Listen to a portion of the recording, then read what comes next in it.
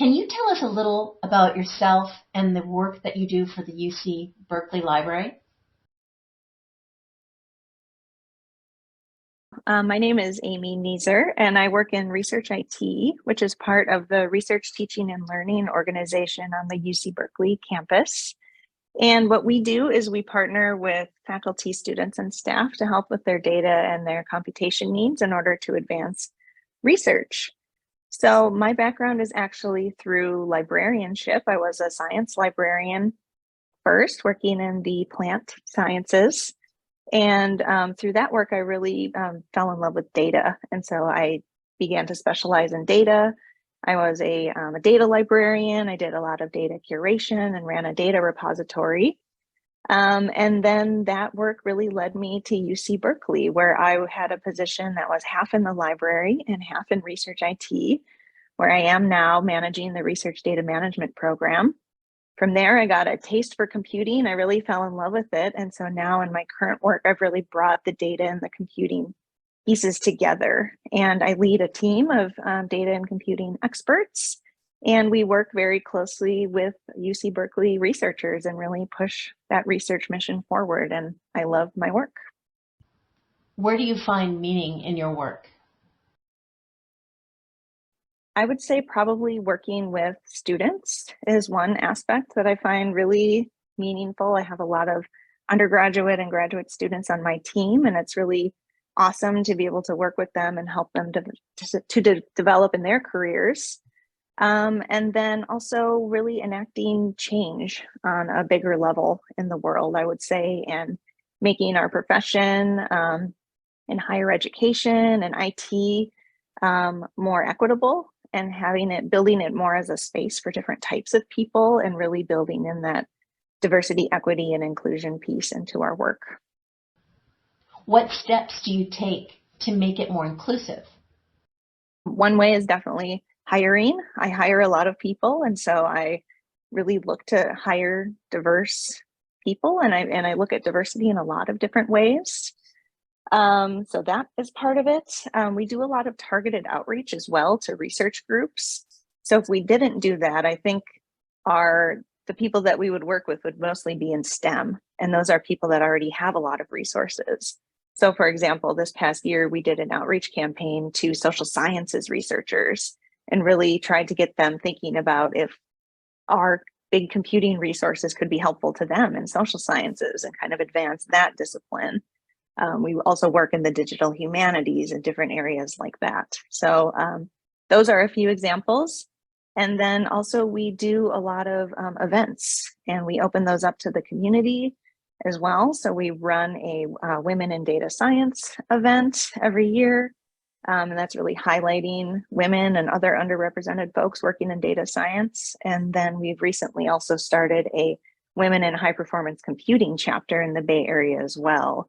And so similar, trying to get women and other underrepresented folks coming together and working together, and carving out places for these folks in these professions. How do you define leadership? Yeah, I think that the soft skills are probably the most important. I think hard skills can be learned. Most people can go to school and learn how to code or something like that, but really taking time and developing empathy, listening, coaching, things like that. I participated in a really great Lead From Where You Are program that was offered at UC Berkeley, and it's for IT leadership folks. And it's all about empowering people to not wait until they need to get to a specific level in their career to be leaders, but to consider yourself a leader now, and think about what kind of change you can make in your current position. And the lens that I always bring to this question is really how can we use our privilege to make enacting change in the world? Working at UC Berkeley and at the UCs, we're very privileged. And so what can we do with that to make our world a better place? And I think we can do that through our leadership. How do you stay in the front line and get the information you need to support your customers? Our students tell us a lot, I would say. So we learn a lot from listening to our students. And then also really being on that front line and working with researchers. A lot of times, they will either come to us and say, we need these things, or we will go to them in these types of outreach situations and, tell them about these resources that they have available to them. And they will say like, well, we had no idea about this, or we don't really need that, but we need it to do this. And then we'll take that information back and incorporate that into our services to make those more accessible to those different types of researchers. So it's this very kind of listening and bringing back and reforming type of work, I would say, that goes into crafting all of our platforms and our services. In addition to your formal job function, what inspires you? Well, I guess first I would say balancing work and personal life is really important. I have a lot of things outside of work that are very important to me. I do a lot of exercise. I'm also a boxing and a kickboxing coach. And so I think taking care in those ways as well. But then for the work day, a lot of times I would say I spend a small portion of my time working on my own personal research. I'm a researcher myself. I was tenured at the University of Michigan, where I was working previously to coming to Berkeley. So I do a lot of researching and publishing and things like that. So that is a small piece. My work has turned more and more to working with people, though. I'm a manager of all of the consultants. And so I do a lot of one-on-one check-ins, especially with our students, making sure that they're on track and have everything they need. I really like to dive deep with them and understand what their goals are outside of, we don't think of this as just a job. We really think of they come and work on our team and they learn skills in data and computing, and then they can bring those back to their departments and use them in their own research. And so a lot of time goes into making sure that they're working on the right projects and have what they need. I facilitate a lot of meetings for my team in research IT. We're all facilitators, but I'm one of the kind of main meeting facilitators. And so I bring a lot of folks together and make sure that our work gets done and organized. That might be the librarian in me. What resources do you use to feed your appetite for learning? And then I like to make some time to keep up on reading where I can. I will say the UCIT blog is a really great way of doing that, because it's not like going to a big database and searching through papers and finding what you need. It's like this nice little kind of bite-sized chunks that I can get a overview of what's going on and then the topics I'm interested in, and I can dive deeper there. So I really appreciate the blog a lot. That's really helpful. And then some of my own learning as well.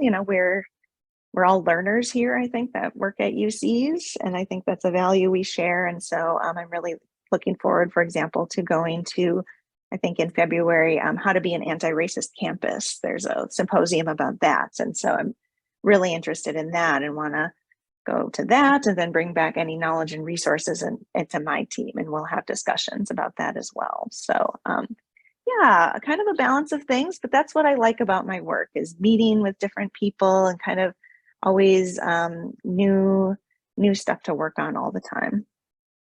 Amy, thank you for the shout out for the blog. Would you be willing to walk us through your Zoom backdrop and explain the team you're a part of? Research IT, that is my department. That is the group that really helps advance the research mission on the UC Berkeley campus through data and computing. And then Research IT is part of the Research Teaching and Learning organization on campus. And we are one of many groups in that. A lot of the other groups are kind of like ed tech type of groups. So we're kind of like the main research component of Research Teaching and Learning. And then that group, RTL, Research Teaching and Learning, reports up through the Vice Chancellor of Undergraduate Education, actually. So that's a unique aspect of our program. We also have a dotted line to the Vice Chancellor of Research, as well as Berkeley IT. So we kind of have lines in 3 places, but our main home is in undergraduate education through RTL. And then, of course, Cal at the bottom, UC Berkeley is where all this magic happens. Thank you, Amy Neeser, for allowing us to record this video and share it on the blog.